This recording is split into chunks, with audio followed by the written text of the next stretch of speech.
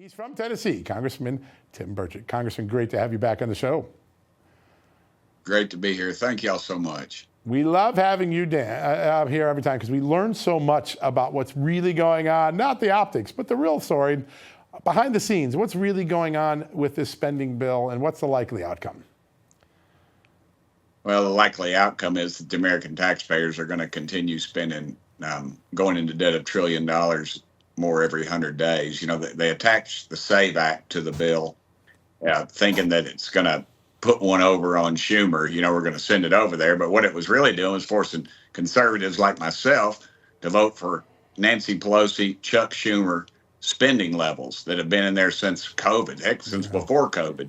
So we've already passed the SAVE Act back in July. So they're going to attach it to this bill thinking, oh, we'll really force their hand. The problem is the legacy media is not going to pick it up, and we can't call and we won't. We should call a press conference every day. We should pass a bill every dadgum day on voter security. Make the Democrats every day have to answer to it. Eventually, that'll day 4, day 5. That's the kind of thing that the legacy media understands, and then force their hand on it. But instead, we'll send it over there with some weak press conference, and all of our leadership will get up and tout themselves, and then we're right back where we were, $36 trillion in debt. We need a real plan, and it's difficult. I suspect we'll just end up passing a CR.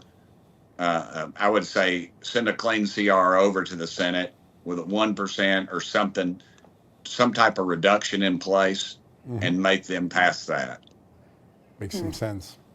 That certainly seems like a smart play, to just keep putting it out there and keep putting it out there and force people to answer to it. But, again, I'm with you. I don't think that will happen. How risky is it to even consider a shutdown? Because I know, at least for Republican voters, there are a lot of Republican voters out there who are willing to play it fast and loose with a shutdown, but the American people as a whole, with respect to keeping the majority, not so much. That's an excellent question. And right now, I don't think that's a great strategy of forcing a shutdown right before an election year. Again, we will get hammered worse than ever on that. We will be blamed for it. We'll say, well, we'll put it on them and make Schumer. But no, in fact, Schumer has the ear of this is the media that elected Joe Biden and still won't ask him any questions when he's at the beach. They will not go after them. So I think we have to deal with the reality. I wish we could focus on things like reducing the deficit, send a clean CR over there with some reductions, reduce funding to all these liberal programs that we continue to fund. Let's introduce a bill and pass a bill for individual spending bills, whereas you would just have every fat cat congressman or congresswoman would have to defend those multi-billion-dollar spending packages they do. In Tennessee, that's what we have, individual spending bills. That's something that America could wrap their hands around. That's something that would give us a majority in Congress, I think, and America would respect that, because America is tired of paying this world. When you find out we're paying mortgages and pensions in Ukraine, and American veterans are living under a dadgum bridge down here in Knoxville, Tennessee, and don't have 2 nickels to rub together. That's the kind of issues we ought to be raising with the American public. I don't care if you're a liberal or a Democrat, conservative, whatever. America will respond to that kind of thing and say, what the heck are you all doing? And why are the Democrats, and why is Chuck Schumer blocking it? Yeah, a lot of my close friends call it a study in insanity. We fund things for others that we won't even do for ourselves. It's just crazy. So I want to talk a little bit about insanity, because I think it's one of the 3 I words that this election is going to turn on: inflation, insecurity, insanity. Kamala Harris signed this 2019 ACLU questionnaire where she wanted to have taxpayer-funded transgender surgeries for illegal aliens in prison, as well as citizenship for illegal aliens, hampering ICE, giving them no ability to use detainers, many other far, far left things. It seems like Republicans have a lot to run on that would really educate the American people. Do you think that moment's upon us? Yes, sir, it is. It's now or never. These are the kind of issues that we will be funding. And Bernie Sanders said it best. He said, "Well, sure, she's talking more moderate. When she gets in office, she'll be able to do all these things." And that's exactly the kind of thing we're going to do. And you will see us rush towards Marxism. Like these college kids in these public colleges and universities are being taught this stuff. That capitalism is evil. Dadgummit, capitalism outside of Christianity has taken more people out of despair than any other thing in this world. And we ought to be touting that, but we're not going to be. And this is what we're looking at. And you will see this. It will this country will be, you won't be able to recognize it under Kamala Harris's reign of terror, because that's what you're going to have. And they know it. And they're just, they can't, they're beside themselves. Yeah, that's right. Congressman, speaking of terror and that third eye for insanity that John was talking about, I want to ask you about this bill that you introduced to bolster, or I guess codify, a political platform opposing the Taliban. It seems like more and more we see this very fringe faction of the left making excuses for Hamas and dancing away from the identifier that it's a terrorist organization. I don't think that there is too much of a separation between that and the Taliban as far as what they would be inclined to do. Is that why you introduced this? Yes, ma'am. And up to this point, we're actually paying them every week, terrorist organizations, millions of dollars. And again, we passed that bill in the House. It's waiting on Chuck Schumer's approval in the Senate. You would think that was something that bipartisan we could rally around, but no, they're going to play politics with people that want to kill Americans.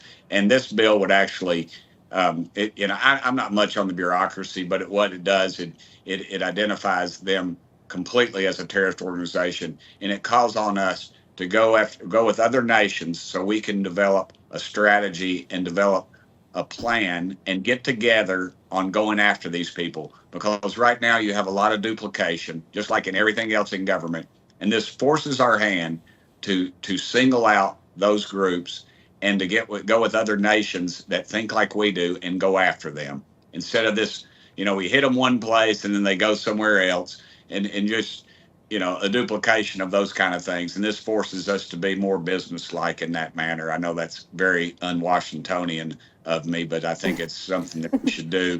And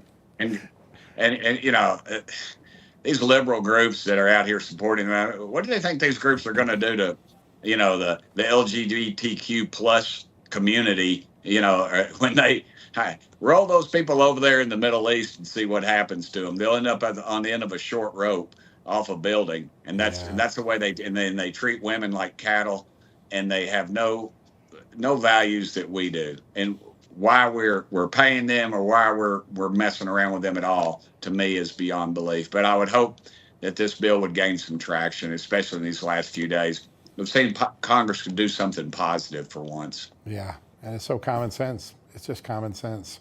As you get back out, and you've been talking to your constituents during the summer break, you'll be back out with them soon again. What is the big issue that you think is on their minds as they're going to pull that lever? Does the economy still rank number one with most of them? Yes, sir, the economy and the border, and they're all intertwined. And that's a great question, by the way, because those things are all intertwined. The billions of dollars we're spending to keep these illegals up, or giving them cell phones, tennis shoes, clean clothes, place to live. Now California is giving them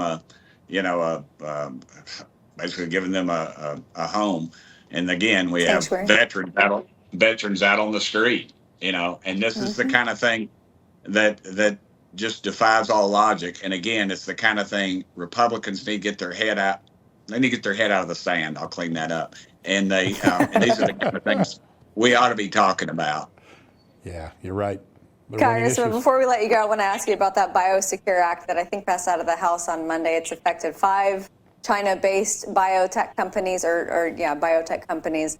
I know that for the American people, unfortunately, we consume a lot of Chinese pharmaceuticals, so the American people might be concerned that there's an issue there. Does that affect anything? How is this actually going to affect the American people?